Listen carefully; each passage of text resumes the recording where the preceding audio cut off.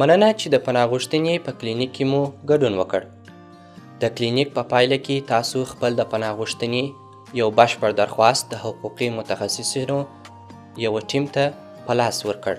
تاسو اړتیا نه لرئ چې د خپل غوښتنلیک د استولو په اړه اندېښنه وکړئ. ټیم به ستاسو لپاره هغه پاملرنه وکړي. کله چې واستول شي، د متحده ایالاتو حکومت به ترلاسه کولو یو خبرتیا در واستوي چې څرګندوي دوی ستاسو درخواست ترلاسه کړ. د متحده ایالاتو د حکومت په خبره، هغوی به درخواست له ترلاسه کولو څخه وروسته په 45 ورځو کې تاسو ته یوه مرکه چمتو کړي، او ستاسو د درخواست له ترلاسه کولو څخه وروسته به د 150 ورځو په لړ کې هغوی پریکړه وکړي چې تاسو ته پناه درکړي او کنه. دغه تخمینی وختونه یوازې اټکلونه دي چې د فدرال حکومت پر بیانیو ولاړ دي. شاید ستاسو قضیې ته په چټکۍ یا ځنډ سره رسیدنه وشي.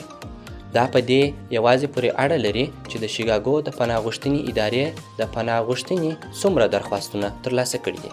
اړینه ده چې ستاسو د استوګنو په ایجنسي کې د خپلې قضیې له کارکوونکو سره په اړیکه کې واوسئ او د اړیکو په معلوماتو کې د هر ډول بدلون په اړه د هغوی ته خبر ورکړي، لکه د ټلیفون شمیره، د برېښنالیک پته او یا پوستي پته.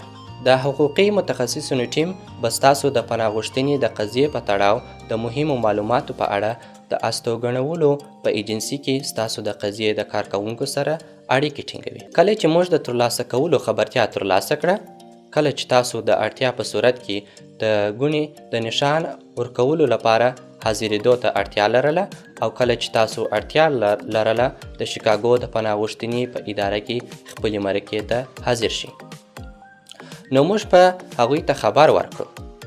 ستاسو د استوګنولو د قضیې کارکوونکي به ستاسو د پناه غوښتنې له روان درخواست سره د ټولو اړوندو معلوماتو لپاره لومړني ارتباطي شخص وي. په مهربانۍ سره له حقوقي متخصصینو سره اړیکه مه نیسئ. دا چې له چا سره اړیکه ونیسئ او خپل د پناه غوښتنې له کلینیک څخه وروسته باید د څه تمه ولرئ.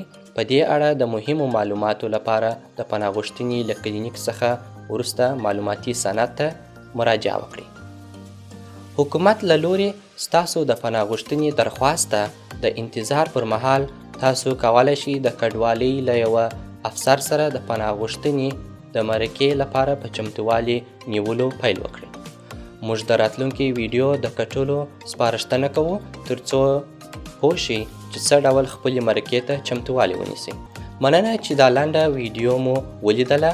اوس مو چې خپل درخواست استولی دی، په مهربانۍ سره د نورو مهمو معلوماتو لپاره ستاسو د پناه غوښتنې له کلینیک څخه وروسته معلوماتي سند ته مراجعه وکړئ.